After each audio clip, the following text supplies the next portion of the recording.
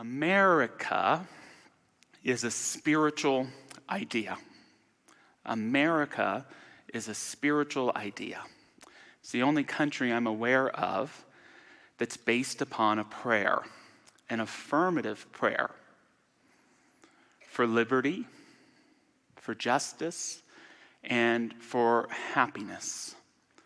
This is in alignment with the teachings of our founder here, the author of The Science of Mind, Ernest Holmes, who I believe on page 1 of The Science of Mind says, "The divine plan is one of freedom. Bondage is not God ordained. Freedom is the birthright of every living soul." Freedom is the birthright of every living soul. I don't know if there's a more important belief to hold for ourselves and humanity. Science of Mind is an American religion. It was founded right here in the United States, yet even more importantly, it's an American spirituality. We believe that the divine destiny of each and every human being is freedom. We are all about learning to live in freedom. And we as individuals, just like our country, stumble, sometimes greatly, along the way. We reject ourselves. We impede upon progress out of fear and control. We sometimes discriminate and push other people down out of a sense of survival to try and keep or lift ourselves up. But if we stay true to this divine birthright called freedom, not only for ourselves as citizens, but for people all over the world, it is my belief that we will pull through. Thomas Ricks, great journalist and historian, he has a great definition of America. He said, "America is a moving target, a goal that must always be pursued but never quite reached. America is a moving target, a goal that must always be pursued but never quite reached." There's a tension in our country. You felt it? You noticed it? One way of defining it is there's a group of Americans who only want to define America by her promise. And then there's another group of Americans who only want to define America by her failure to meet those promises. It's my belief that it's an incomplete perspective unless we're willing to tie those two understandings together to realize that even in our greatest of failures, we have had the tenacity to bring forth greater understandings of freedom, and that those continue to be before us as citizens today. To realize freedom not only in our own country, but in our own lives. America is a spiritual idea. It's something sacred to me. I believe that America is related to something infinite. That it is connected with the ability to achieve incredible possibilities for ourselves and for the world. I believe that the institutions of our country are sacred, if only in honor of our ancestors who have lived and breathed and died to uphold and to improve them over time. And I believe that we as Americans are at our best when we dedicate ourselves to a cause greater than our own individual desires and needs, to make a difference for our citizens and for people all over the world. It saddens me a little bit to say, for example, that I believe our institutions are sacred, because it's a controversial topic today. Josh, how do you balance that there's divine guidance in our country when I find so many of our politicians unintelligible? Right? But the thing to remember is that what makes our institutions sacred is that they outlast any individual. I believe that the three branches of our government are sacred. I believe that our police and our fire departments are sacred. I believe that our teachers and our schools are sacred, that our doctors and our nurses are sacred. Even more so, when these institutions are desacralized, we should be even more outraged because we love and care for them so much that we bring a discernment and a tough love to help reform and uplift them. To believe in our institutions as sacred doesn't mean that we have to trust all of the people who are inherent in them. In fact, it is the American way to distrust that, to bring that discernment and that skepticism and that strong sense of upholding and reforming in our country that helps make us who we are. As Jefferson once wrote, "I have sworn upon the altar of God eternal hostility against every form of tyranny over the mind of man." This should be true for our country. This should be true in our own lives. The freedom to think for ourselves and to know that when we do that, it can bring forth genius and bring forth immense possibility and goodwill.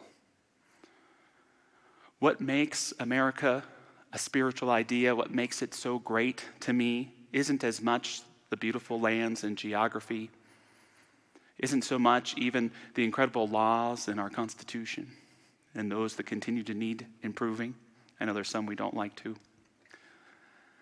But for me, American character has been defined by American characters. That there are incredible individuals who are the demonstration of the prayer for liberty and justice and happiness. That there have been incredible products of that prayer that have helped lead us to an ever-evolving and unfolding and embodiment of freedom for you and for me. George Washington, when he was 24 years old, he wrote in his diary that I will dedicate myself to reputation and honor. And he went on to say, I will not dedicate myself to the achievement of power. This is when he was 24 years old. If power happens or leadership happens for me, so be it, but I will dedicate myself to character. What an important aspect of the American character, that we put practicing our virtues and our values above control, above taking power, in order to support a greater legacy for all of us. All of these American characters, as unique as they are, all have one thing in common: an immense optimism balanced with an incredible pragmatism. Immense optimism, incredible pragmatism. It's the ability to look at the challenges in our country dead in the face and not turn away from them, while at the same time holding within to bringing forth what should be, what can be. The word for me is tenacity. American characters who've practiced immense tenacity. And thus the title of the message today, American Tenacity, the making of our American character. And I'm just going to touch upon three of these characters today. And the first is Frederick Douglass, who, in my mind, along with Abraham Lincoln, serve as the second forefathers to the second birth of our nation after the Emancipation Proclamation. Douglass, the son of a slave and the son of a slave owner, received the opportunity to get to read, and his genius was unleashed. Literacy can unleash genius. And he became a minister, and he became a speaker, and he became a writer, and he traveled the globe and became one of the most famous people in the world. And at the height of the Civil War, he became Abraham Lincoln's most trusted and important advisor. And Douglas would say of Lincoln that he was the greatest man that he ever met, but that didn't mean that Lincoln didn't need a lot of help, especially around the race issue. He had quite a bit of ignorance there because he had come to the belief that even though he wanted to abolish slavery, that whites and blacks could not live together. And he called his advisors together, including Douglas, and he said, I believe what we have to do is create a colony for the blacks to go to because we can't live at one together. And it was Douglas, almost single-handedly, who argued and convinced him otherwise. At the dawning of the Emancipation Proclamation, Douglas would share, out of a full heart and sacred emotion, I congratulate you, my friends and fellow citizens, on the high and hopeful condition of the cause of human freedom and the cause of our common country. For those two causes are now one and inseparable, and now stand or fall together. It is difficult for us who have toiled so long and hard to believe that this event so stupendous, so far-reaching and glorious is even now at the door. It surpasses our most enthusiastic hopes that we live at such a time and are likely to witness the downfall, at least the legal downfall, of slavery in America. It is a moment for joy, thanksgiving, and praise. And on the day that the Emancipation Proclamation was signed, Douglas and Lincoln would shake hands, and Douglas said, thank you, sir, that was a sacred effort. I love that term. Sacred effort. What is your sacred effort in your life? What is your sacred effort to improve your life or the life of the people you love?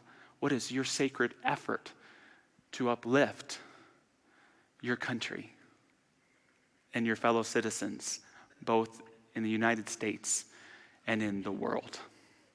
American tenacity. Incredible characters who I believe were the demonstration of the beginning of our nation's prayer for freedom, for justice, and for happiness. Another character, a real character, mind you, was Walt Whitman, a contemporary of Lincoln's and Douglas's. He was a mystical Quaker, very entrepreneurial spirit, and a writer, but he kept those writings hidden. And he once got to see Ralph Waldo Emerson, our spiritual forefather here of our faith, speak. And that impressed him so much that he started reading Emerson's essays, and there was a particular essay called The Poet. And The Poet was an essay that was calling forth the American voice. We're saying we believe in freedom, justice, happiness. We're saying we are one with the divine creator. What is the voice? We need that voice in our country. And this essay so inspired Whitman that he started gathering all of these leaves of grass, all of these cut-ups of his writings. And he created several series of poems entitled Leaves of Grass that is by most still referred to as the greatest book of poetry in American history. And in his famous poem, The Song of My Soul, he began to articulate that voice that you will hear in our teaching and in our prayers today. He shares, I hear and behold God in every object, yet I understand God not in the least. Why should I wish to see God better than this day? I see something of God each hour of the 24 and each moment then in the faces of men and women I see, and in my own face in the glass. I find letters from God dropped in the street, and everyone is signed by God's name. In the Civil War, Whitman would dedicate himself to the service of his country by becoming a nurse. He nursed countless, hundreds and hundreds of soldiers, wounded soldiers from the North and the South. And this would ultimately break his body. It would take, in many ways, his spirits. And yet he always maintained a strong faith in the purpose and in the destiny of his country. And he would share, and thou, America, for the scheme's culmination, its thought and its reality. For these, not for thyself, thou hast arrived. Thou too surround us all, embracing, carrying, welcoming all. Thou too, by pathways broad and new, to the ideal tendest. Be hard to talk like that all the time. American tenacity, the ability to step right into the fire. No rose-colored glasses, to look right into the problems of the country and yet to have the faith and the audacity to believe that something better should and will come forth. Without these characters as vessels to bring that forth, the America we know today and the America we want to become will not have or will not take place. One of the most tenacious characters of the 20th century was Eleanor Roosevelt, mother of 6 kids, married to a man with polio who couldn't walk, who just happened to become president of the United States and just happened to want to serve more than a couple terms. A champion not only for women's rights, but served as an important member of the NAACP, dedicated her life in the long run to human rights along the world. You know, they say a woman has never officially been president, but that doesn't mean that on many occasions, powerful women have not been the great leaders of our nation in most trying times. Eleanor Roosevelt took it upon herself and mentored her husband in the philosophy of New Thought, recognizing during the Great Depression that what America needed wasn't just food, but a transformation of consciousness, a greater level of hope, a greater receptivity to prosperity, a greater hope no matter what. She carried with her at all times a poem by Henry Van Dyke called Thoughts Are Things. Written in the late 1800s, I bet you it inspired a fellow named Ernest Holmes. It goes like this: I hold it true that thoughts are things. They're endowed with bodies and breath and wings, and that we send them forth to fill the world with good results or ill. That which we call our secret thought speeds forth to earth's remotest spot, leaving its blessings or its woes like tracks behind it as it goes. We build our future thought by thought, for good or ill, yet know it not. Yet so the universe was wrought. Thought is another name for fate. Choose then thy destiny and wait, for love brings love, and hate brings hate.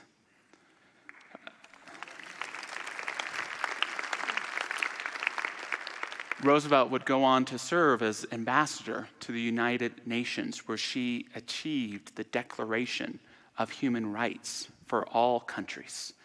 At her funeral, Adlai Stevenson, the senator, would say she would rather light candles than curse the darkness, and her glow warmed the world. How about you? Would you rather light a candle or curse the darkness? Can you be that candle that brings warmth to those who are suffering, for those that are struggling, and for those who've realized a level of happiness and prosperity in their lives? The light of a candle does not discriminate. It shines for all. And it embodies perhaps the motto of the great state of South Carolina: while I breathe, I hope. While I breathe, I hope. That's American tenacity. That's American character. 3 little bits of advice as we continue to move through a challenging time in our country. Number 1, practice a tough love for your country, not a staunch cynicism. Practice a tough love for your country, not a staunch cynicism.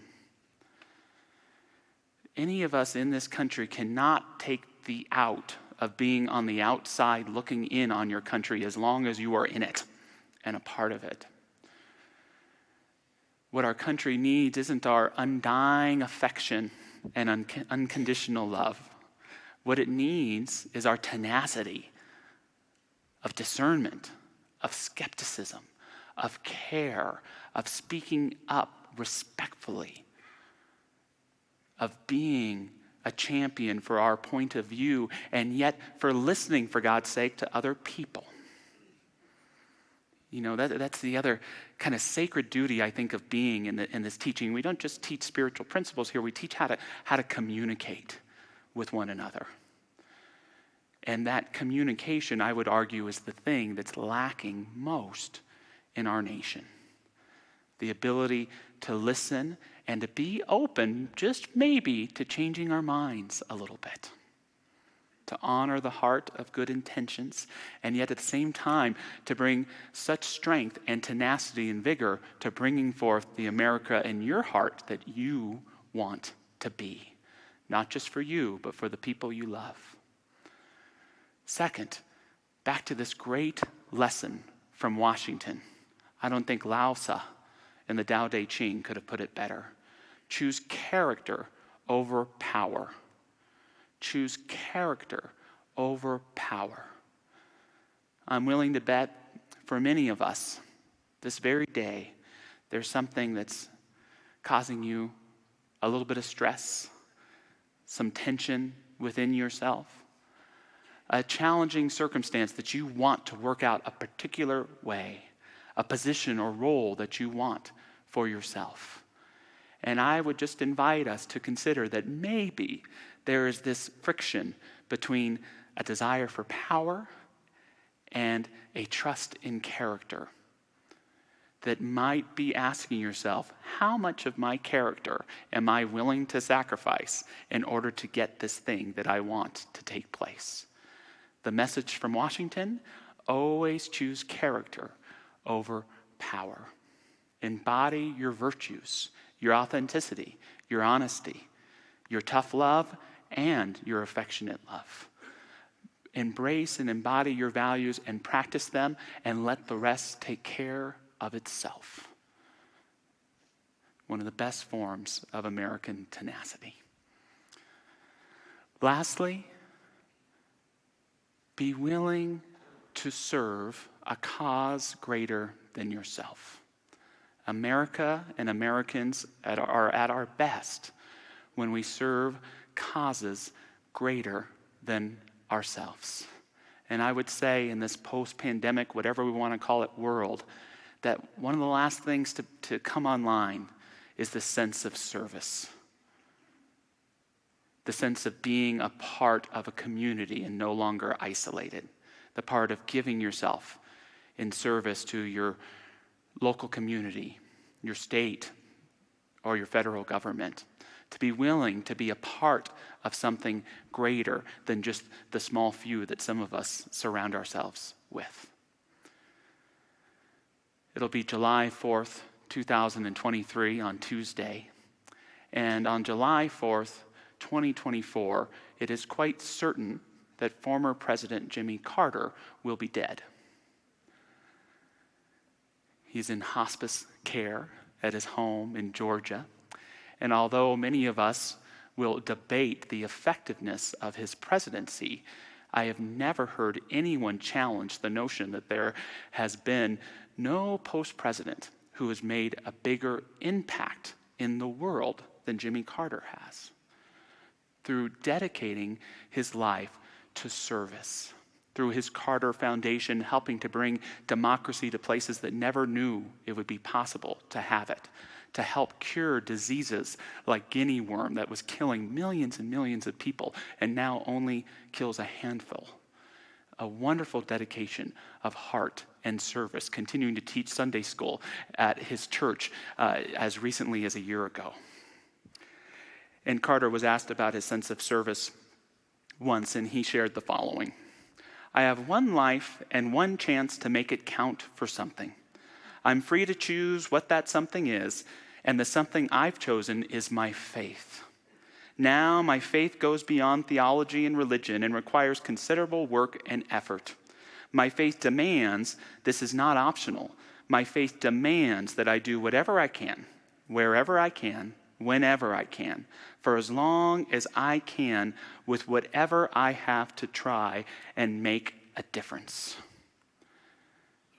There is a sacred effort underway in this experiment called America, in this divine experience, an experiment called humanity. It is the recognition that each and every individual is born to live in freedom, in the glory of their spirit and in the tenacity of their uniqueness. We are each, conscious of it or not, a part of that sacred effort. Can you articulate your part to play in the conversation, in the deeds and the actions, in the charity and even in the scolding of those who do not live up to your version of America?